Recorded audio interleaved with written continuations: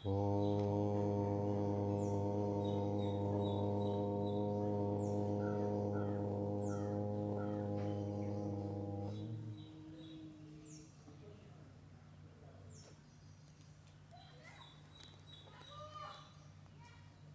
समादरणीय धार्मिक सज्जन वृंद, आज मंत्र संख्या 33 का स्वाध्याय किया गया।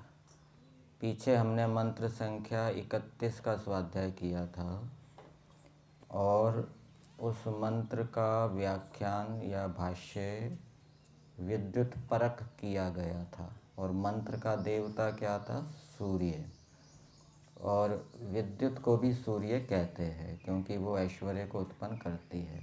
और यदि हम इस सूर्य परक इस मंत्र का अर्थ करें, वो भी इसके ऊपर घट जाएगा, क्योंकि एक मंत्र के अनेक अर्थ हो सकते हैं। ठीक है, जैसे ये मंत्र है 31वां ही, जिसका देवता सूर्य है। आ कृष्णेन रजसा वर्तमानो निवेशयन अमृतम मर्त्यम च हिरण्ययेन सविता रथेन देवो याति भुवनानि पश्यन्।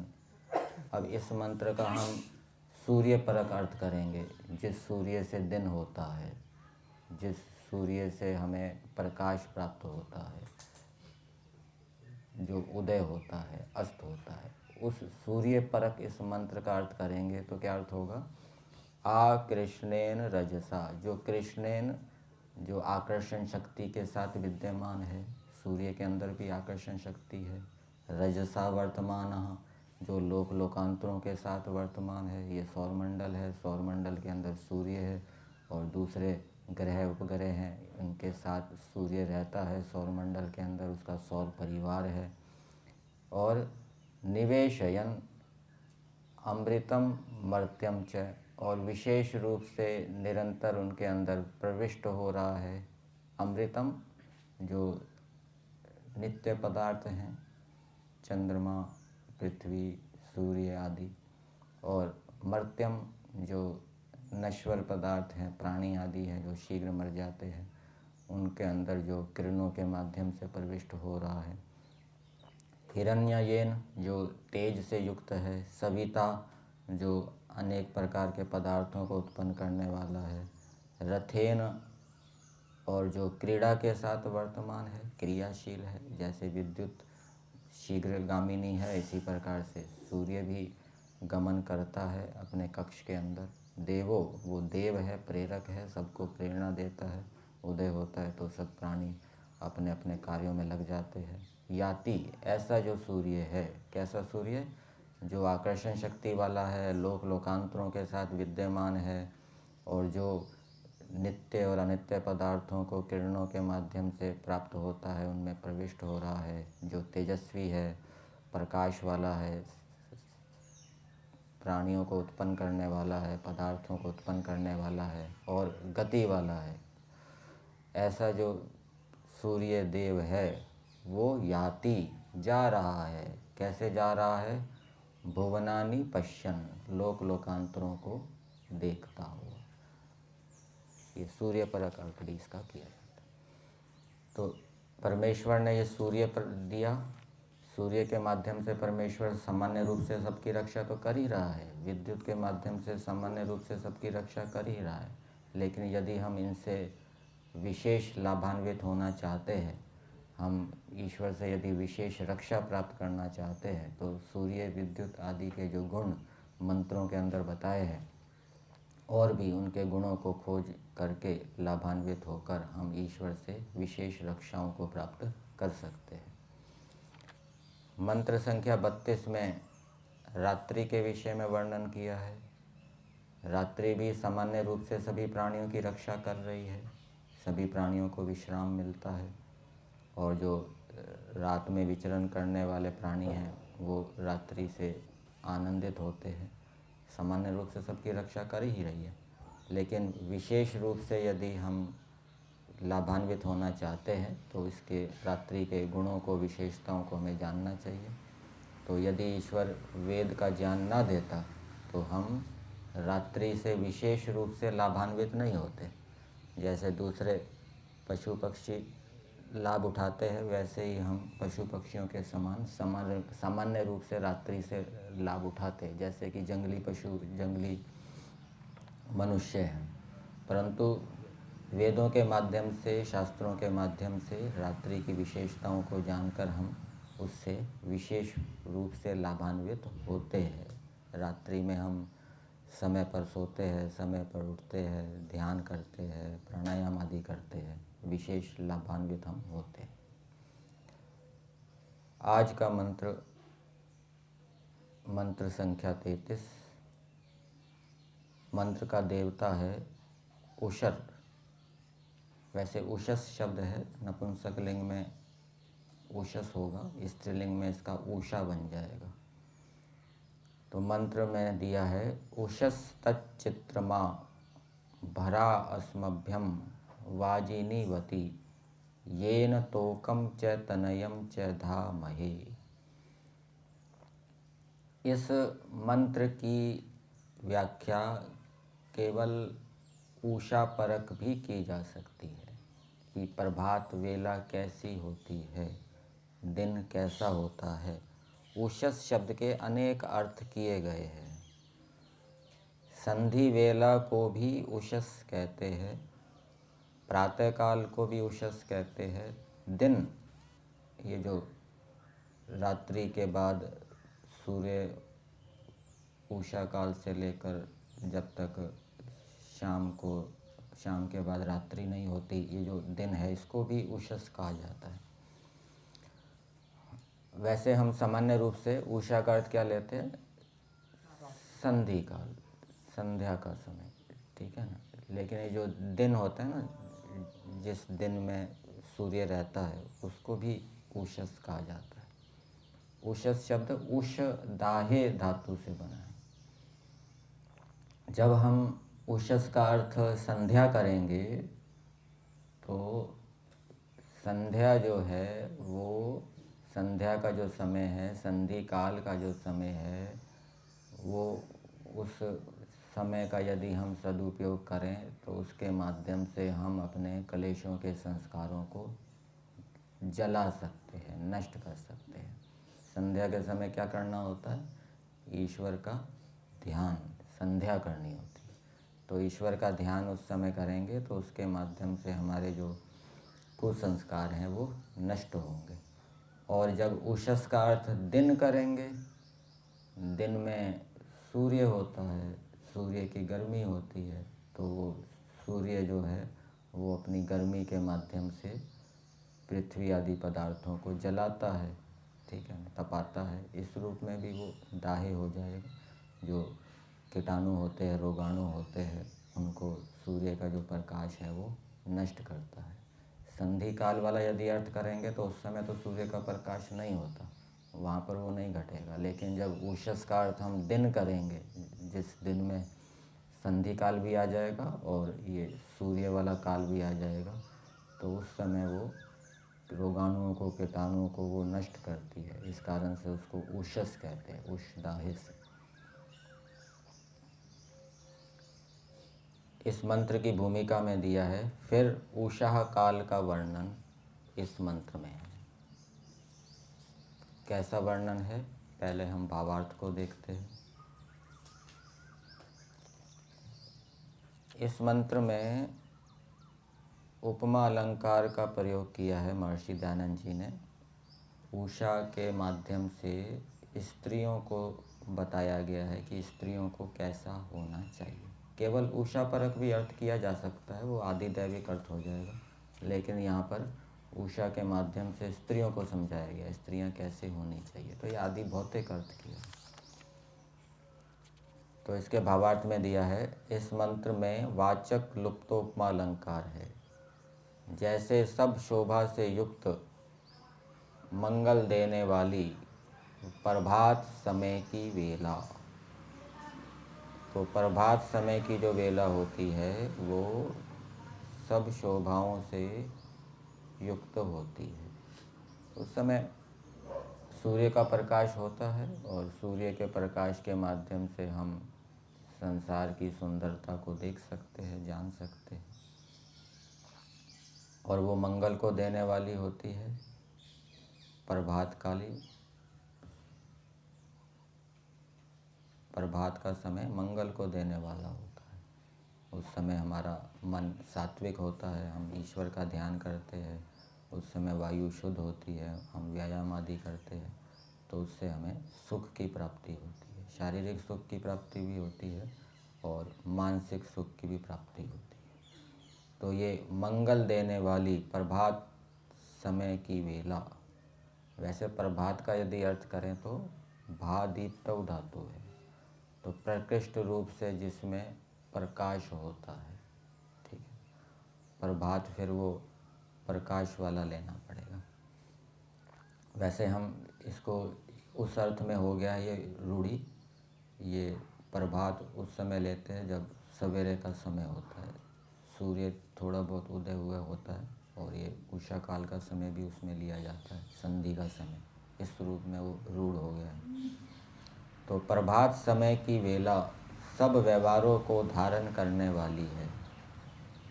तो वो सब व्यवहारों को धारण करती है। जब सवेरे होता है तो सभी प्राणी अपने अपने व्यवहारों में लग जाते हैं, अपने अपने कामों में लग जाते हैं।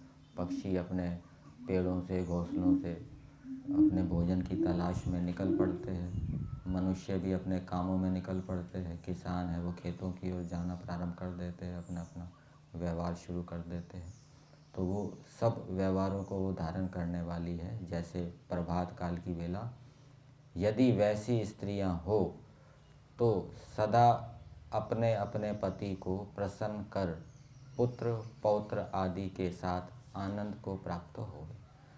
तो जैसे दिन के अंदर अनेक व्यवहार किए जाते हैं, कोई भ्रमण कर रहा है, कोई दौड़ लगा रहा है, कोई व्यायाम कर रहा है, कोई खेती कर रहा है, कोई यात्रा के लिए जा रहा है, कोई व्यापार कर रहा है, कोई पढ़ रहा है, अनेक प्रकार के व्यवहार किए जाते हैं। इसी प्रकार से स्त्री भी,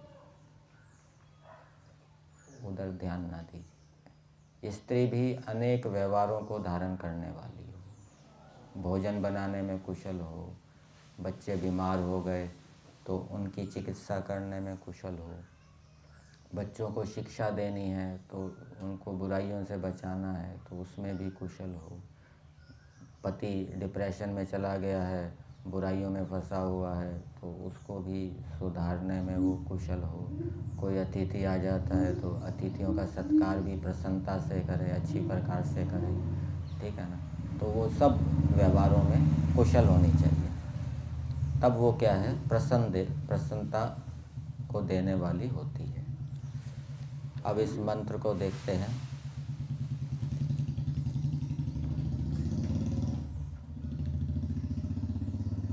पदार्थ में दिया है, हे वाजिनीवती उषा, ये संबोधन है 2। वाजिनीवती, वाजिनीवती का अर्थ दिया है बहुत अन्न आदि ऐश्वर्यों से युक्त। तो प्रभात काल की वेला होती है, वो भी अन्न आदि ऐश्वर्यों को देने वाली होती है, क्योंकि प्रभात होने पर मनुष्य पुरुषार्थ करता है, पुरुषार्थ करके पैसे कमाता है और उससे फिर भोजन आदि अर्जित करता है। तो बहुत अन्न आदि ऐश्वर्यों से युक्त ये प्रातः समय की वेला का विशेषण है। और उषः, प्रातः समय की वेला के तुल्य कांति सहित वर्तमान, संध्या के समय में कांति होती है, प्रकाश होता है। संध्या से पहले रात्रि होती है। रात्रि की समाप्ति, रात्रि की समाप्ति से जो उत्पन्न होती है वो क्या है, संध्या का वेल, संध्या का समय। और जो संध्या का समय है वो दिन का कारण है। संध्या का समय दिन का कारण है, सीधी रात्रि से दिन नहीं हो जाता, बीच में क्या होती है, संध्या होती है। तो वो कांति सहित, उसमें कांति होती है, प्रकाश होता है, चमक होती है। चाहे आप संध्या का समय ले लो, चाहे सूर्य उदय वाला समय ले लो।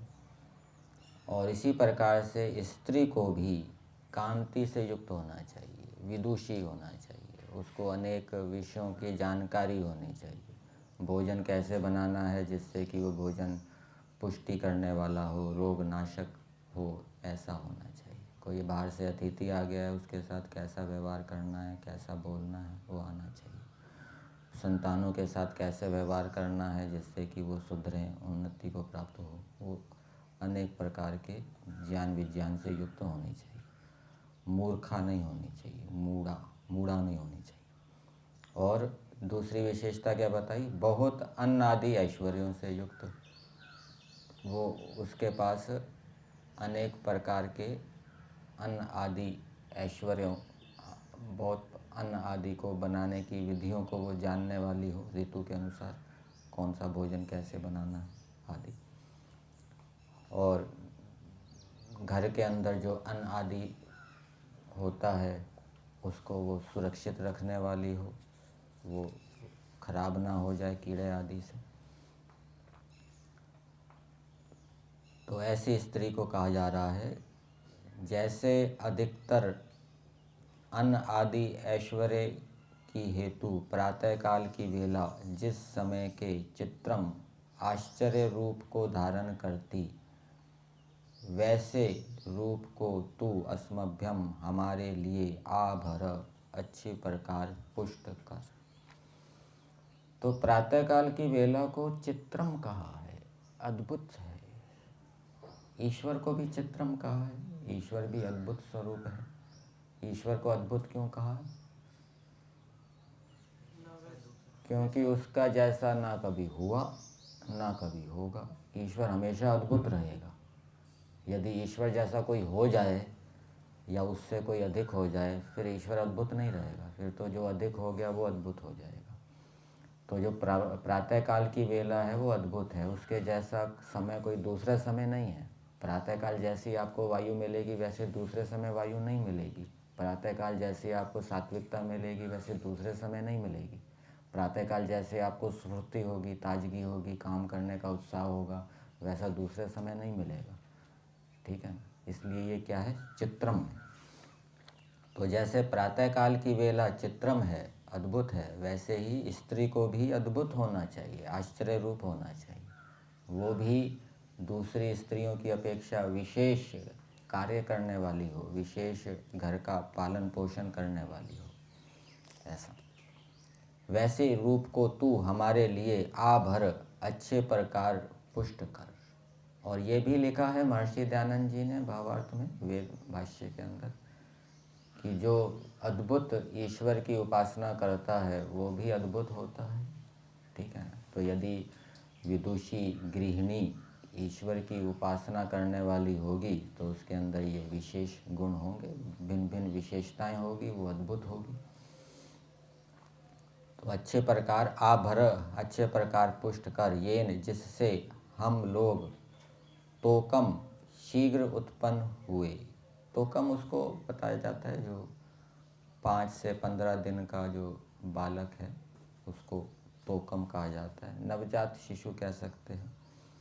तो जिससे हम लोग तोकम शीघ्र उत्पन्न, अब जो नवजात शिशु है उसकी विशेष रूप से सुरक्षा करनी होती है, क्योंकि उसके ऊपर रोगों के आक्रमण का भय होता है। उसको विशेष खान पान सुरक्षा आदि की आवश्यकता होती है। उसको आच्छादन कैसे करना है, स्नान आदि कैसे करवाना है, उसको कब खिलाना है पिलाना है आदि। वो तो वैसे दूध पीने वाला होगा, ठीक है ना, कितना पिलाना है, कब पिलाना है, रात को कैसे सुलाना है आदि आदि, तो जिससे कि वो रोगों से ग्रस्त ना हो जाए।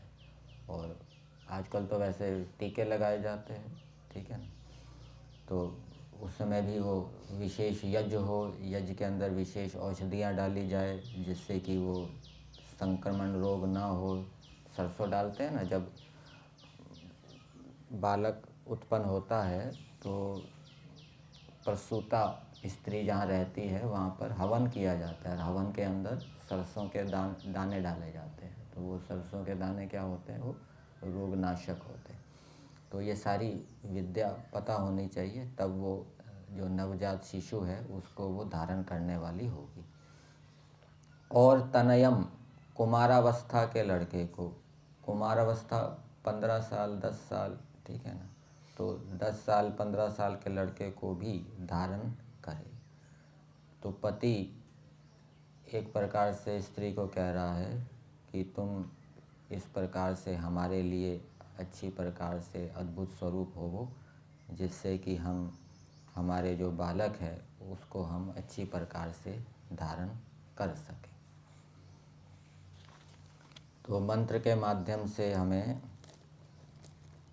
ये प्रेरणा मिल रही है।